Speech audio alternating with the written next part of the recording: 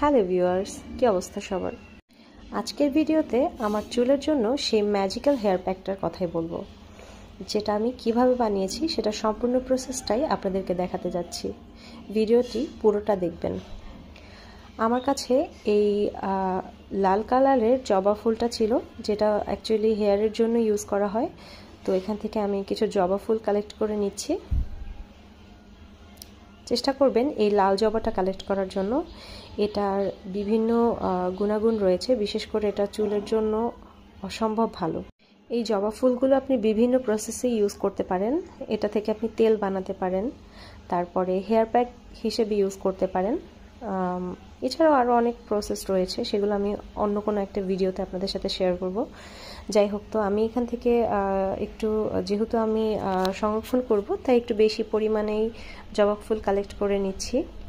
আমার এই জবা গাছটা অনেক দিনের পুরনো ছিল, তাই প্রচুর পরিমাণে ফুল হয় এটাতে। তো এইভাবে গাছটাকে একটু ঝাঁকিয়ে জবা ফুলগুলো কালেক্ট করে নিলাম। মাঝখানে একটু পেয়ারা খেয়ে নিলাম, এই গাছটা পেয়ারা অনেক মজার। যাই হোক, তো দেখুন আমি এখানে একটা ঝুড়ির ভিতরে অনেক অনেক অনেক জবা ফুল কালেক্ট করে নিয়েছি।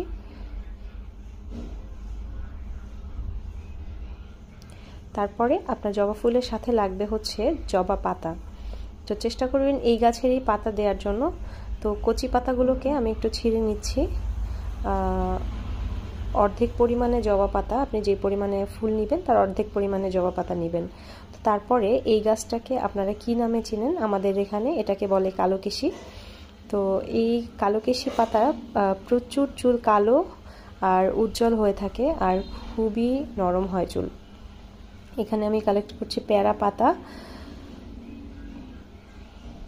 কচি পাতাগুলো নেওয়ার চেষ্টা করবেন, তাহলে ওটা দিয়ে খুবই ভালো হয়। তারপরে এগুলো সম্পূর্ণ একদম ভালোভাবে ছাড়িয়ে নিতে হবে। ছোট ছোট পিস করে নিচ্ছি, একদম ছিঁড়ে ছিঁড়ে ছোট ছোট করে নিচ্ছি, যাতে এটা একদম খুব ভালোভাবে শুকায়। এটাকে আমি যেহেতু রোদে শুকাবো, তাই এভাবে ছোট ছোট করে নিলে এগুলো খুব তাড়াতাড়ি শুকিয়ে যায় এবং পচে যাওয়ার কোনো ভয় থাকে না। চেষ্টা করবেন একদম কড়া রোদে এটাকে শুকিয়ে নিতে। আমি একটা বড় ঝুড়ির মধ্যে সবগুলো এভাবে দিয়ে দিয়েছিলাম রোদে শুকানোর জন্য।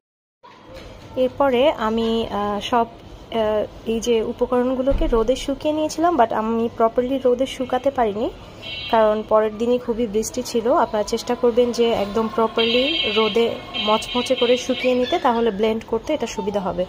এরপরে আমি এখানে দিয়ে দিচ্ছি চাল, তারপরে আরও অ্যাড করে দিচ্ছি চা পাতা। আপনারা সবাই জানেন